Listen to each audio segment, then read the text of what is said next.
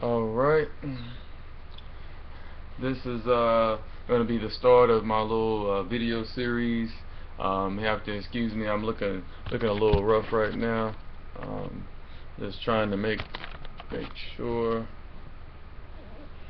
there's enough light, but not too much light. Um, okay, we'll start. I'm going to start the first video um, talking about how to start. It's gonna be probably about a good 8, maybe 9, 10 topics. So I'm gonna try to make each topic no longer than um, about maybe 10, 15 minutes long. Here's the spring water, by the way. BPA free bottle. Um, and all natural spring water. I just got through doing I'll say 2-3 mile jog slash power walk. Jog halfway, about 2-3 miles, maybe 4 miles, and then back about 3-4 miles back. Power walked.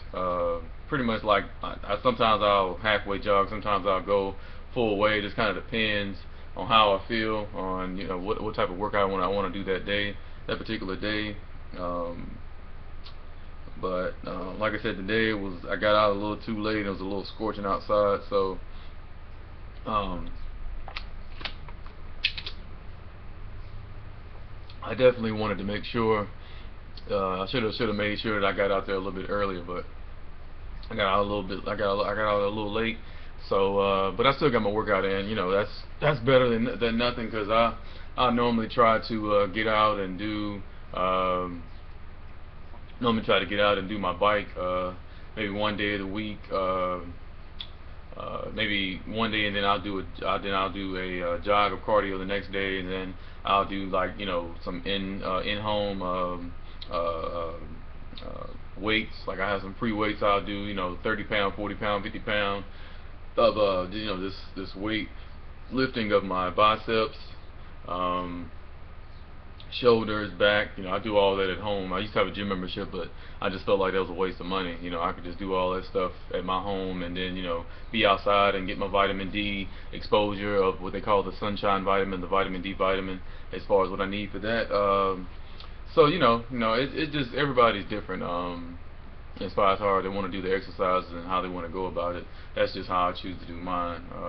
And me, I'm still going through my whole, trying to get to lower body fat percentage, trying to build my muscle, and trying to just get to a sustainable level of weight that I want to be at myself. I mean, I only weigh like 160, 165 now, which is not bad, because I used to weigh like 180, 190 something. So that's over about 2.5 years that I've lost, some weight. Not really doing as much workout as I should be doing, because I kind of slack off sometimes. I kind of be steady now, slack off. So it's definitely, with my face being a little chubby, here and there, I still want to, my overall body, I mean, I'm not fat or anything like that. I mean, I'm all right, but like I said, I just want to, overall, I just want my body to be a little bit more balanced, I guess, as far as body fat percentage and overall things like that. So that's why I still lift weights at home, free weights, and I'll do some resistance training here and there, and I'll go out, ride my bike, jog for cardio, just keep burning fat, and keep your lymphatics and everything lubricating, your blood system, bloodstream, and all that keep going and flowing. So you won't be stagnant, and then you be on the couch like a couch potato. But yeah, really, really quick. I've already made that 4 minutes. So, how to start? Me personally, I started where I basically just I started off with, okay, I was eating chicken, fish, and turkey from 2006 to 2012. And then I basically, I got rid of beef and pork, and that was actually due to headaches and heartburn, and just digestion wasn't like I wanted it to be. Beef and pork was just number one, not for me. So I definitely got those out of my diet at first, and it was thanks to my ex-girlfriend. Actually, one of my ex-girlfriends, she actually suggested, to get rid of the beef and pork.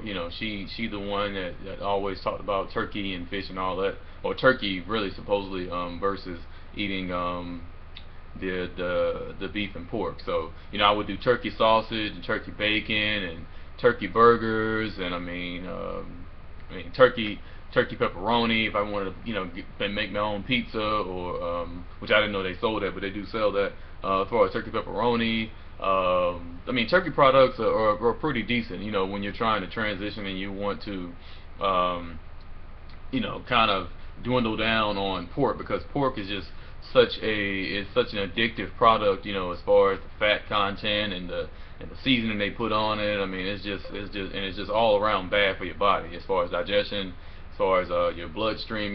Been reports of causing high blood pressure, blood clots. There's all kinds of things that you can just go online and not take my word for it. You can do your own research, and it'll be up to you to decide on that. But pork first, weaned off pork, then I weaned off beef eventually, because I didn't eat that much beef. I didn't eat much, as far as like beef roast and beef stew and all that. My mother cooked it every now and then. Grandparents cooked it every now and then. It would just depend. I would very rarely get a burger from McDonald's or from any kind of fast food place. I normally would eat chicken and fish anyway, or most of the time chicken anyway.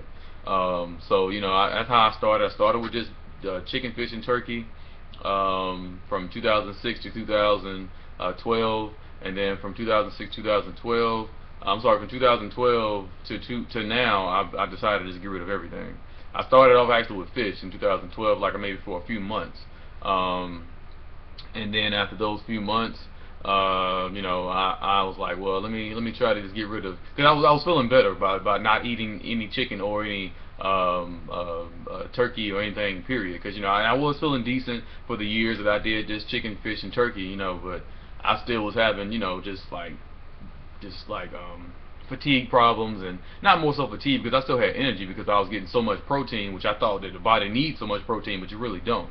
Because so much protein can lag on your kidneys, and because your kidneys is filtering all this excess protein that you put into your body, and if you have so much protein in your body can't function it all at once. So what it's going to do is it's going to it's going to lag on your kidneys to do more work. And your kidneys can as you get older and you putting all this protein in your body, your kidneys, they all your organs, they tend to slow down anyway as you get older. That's just natural body function. So if you're putting more work on them as they're as they're getting over time lagging anyway, then that's just making them worse. Especially if you get to your 50s, 60s, and you're just eating all this protein, especially if you drink all this soda. That was another thing I got off of. I got off soda at the same time I got off beef and pork. So I was just doing chicken, fish, and turkey, and no soda, because I wanted to get away from the carbonation of the kidney stones and the excess weight on my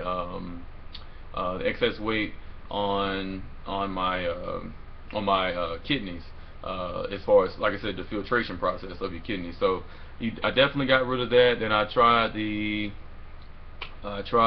like I said, I just did the fish for a few months. I got rid of the fish, and I just said, well, I'm gonna just do nothing, and I overnight, but the next few months I did no cheese, which was kind of hard at first, because I did I used to love macaroni and cheese. I pretty much, if you think about it, you put cheese on everything. There's a dairy product in everything almost. So I got rid of that, and then from there I just I think it was Christmas. Well, no, it was just, I think it was like the next week, the week of Christmas actually. It was funny because December, the week of Christmas, that Thursday or Wednesday, I think, is when I just started eating straight fruits. I was just eating fruits like crazy. I would do mono meals, which is, you want to do mono meals of fruit because, there's a digestion process for fruits and for vegetables. Vegetables take a longer time to digest. The digestion time can be anywhere from 15 to 16 hours. The digestion time for fruits can be anywhere from, I don't know, sometimes it can be 30 minutes to a couple of hours, because it digests so quick as far as its digestion process through through your GI tract. So you definitely want to eat the fruit first, and eat the vegetables second. As far as when you do your meals, fruits and vegetables. Same thing goes if you're going to eat grains or cooked beans or cooked grains such as rice or quinoa. Well, quinoa to me is considered to be more so a seed. So you know, quinoa, couscous, these are what some people call grains, but you know, when I've eaten them, I did research, pretty much considered to be in the seed family as far as plant goes. So you know, when you're eating these, they digest a whole lot slower, especially rice and oatmeal and wheat and all that. So you want to definitely eat that after the fruit. You know, and sometimes if you mix fruit with stuff like that, you want to be kind of careful when you're mixing fruit with oatmeal, because since oatmeal, it takes so long to digest, because you know it's gonna go through the digestion process slower, just like greens will. You know, if it's mixing with that fruit and it's going down, that might be where you might have gas from eating fruit and oatmeal together.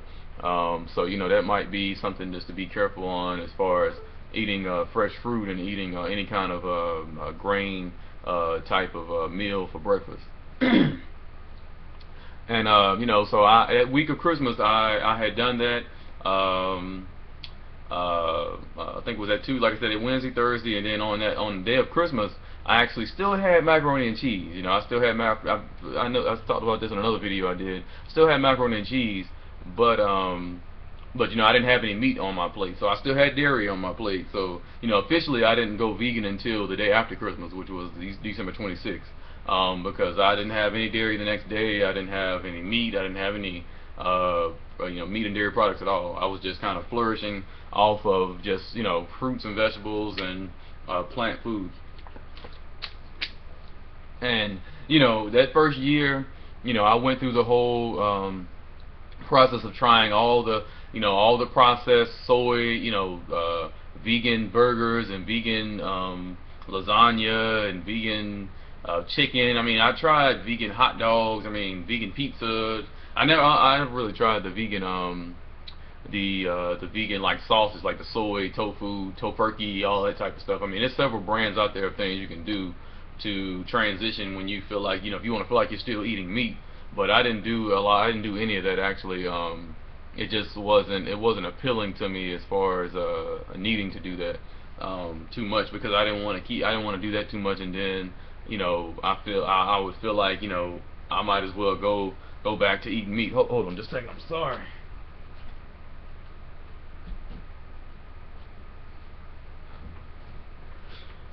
Oh, right. Yeah, sorry about that. But yeah, I didn't want to do too much of that, because I felt like I would go right back to eating meat. Sorry about that again. Wanted to get some light in. So yeah, yeah, I didn't do that because I didn't want to, like I said, feel like I was you know, eating meat again, or I felt like I might as well go on back to meat if I'm going to do all that. As far as doing too many substitutes. So you know, and basically my point with this whole thing is to tell my little story. You know, is that I did everything bit by bit, piece by piece. You know, I'm definitely not trying to tell anybody or expect anybody to jump into this, you know, headstrong, head over heels into it. I mean, you know, it's going to take time, or it could, if you have enough determination and enough willpower that you want to get into this thing, definitely, you know, head forth. I mean, there's nothing wrong with going in. I mean, you definitely want to just, you know, I made sure that I was getting in all my vitamins, minerals. You know, I took a multivitamin, which I still take a multivitamin now. You know, but I take a food-based multivitamin. I supplement with some things. You know, vitamin B12 is pretty much in my multivitamin. I have supplemented with that before, but it's really no. I mean, I'm really the main supplement that I've seen that vegans might lack as much. Like I said, might be vitamin B12 or might be iodine. But iodine is also included in kelp, which is a sea vegetable, and a few other sea vegetables that iodine is included in. Which you can get kelp seasoning, which, you know, I've tried it, and it's pretty decent. I mean, it smells just like fish, you know, like seaweed, of course, but it's a good salt alternative if you want to sprinkle it on your salad or things like that. But iodine supplement is definitely going to be a supplement that some vegans might be lacking of, and also vitamin D.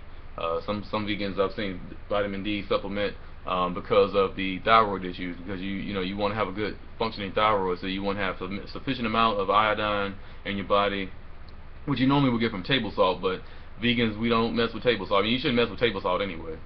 So you know, iodine and Iodine is definitely a good supplement if you don't mind supplementing with that. And also vitamin B12, that could be another side supplement that most vegans will supplement with if you don't feel like you get a sufficient amount from your plant foods. That'll be up to you personally. And of course, if you just take a sufficient food-based, very high-quality multivitamin, you would get most of these things anyway. But there's plenty of vitamin B12 and complete proteins in a lot of different plants and vegetables. I'll talk about that in more videos. But this is, like I said, this is just a how to start video. Like I said, you take everything bit by bit, piece by piece. You can start with just get rid of certain meats in your diet, and then maybe moving on to other type of meats. So you can start with just dairy and get rid of dairy period, and just stick with the meats. I would suggest dairy first because dairy is a very mucus causing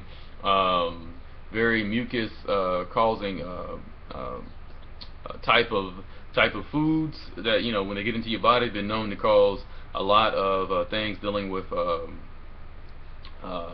colds and sinuses and flus and cancer and high blood pressure. I mean, diabetics. There's a lot of mucus. Is just a very toxin related form of food. When it goes to your body, it releases a lot of toxin. I mean, meat does too, but dairy releases a whole lot more. It's just mucus all over your body. So definitely, get rid of the dairy first if you can. Start with certain meats like I did, and then go from there. And if you need to do the transition foods, you can do the transition vegan meats. But I wouldn't be careful because a lot of them have these GMOs and soy things like that. Make sure you look at the labels on that. You can ask me any questions if you need help with looking at labels and knowing what's good and what's bad. If you want to do transitions every now and then for cookouts and stuff like that, have your vegan hamburgers, have your vegan pizza, have your vegan hot dogs at cookouts and stuff like that to fit in. You can do that.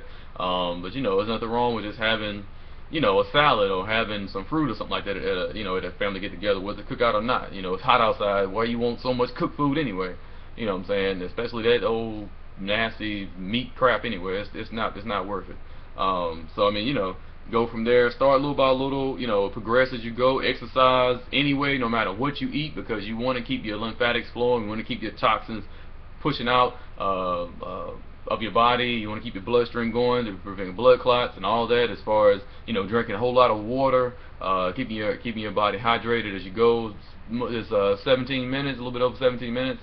I said I'm going to make each one 10 to 15 minutes, so this first one I'm going to let go over a little bit just because of the introductory. If you have any more questions, if you have any more comments, just please comment on the bottom of the video or send me a private message on my Facebook page. Please like, share, subscribe, and I'll be getting ready for the next video.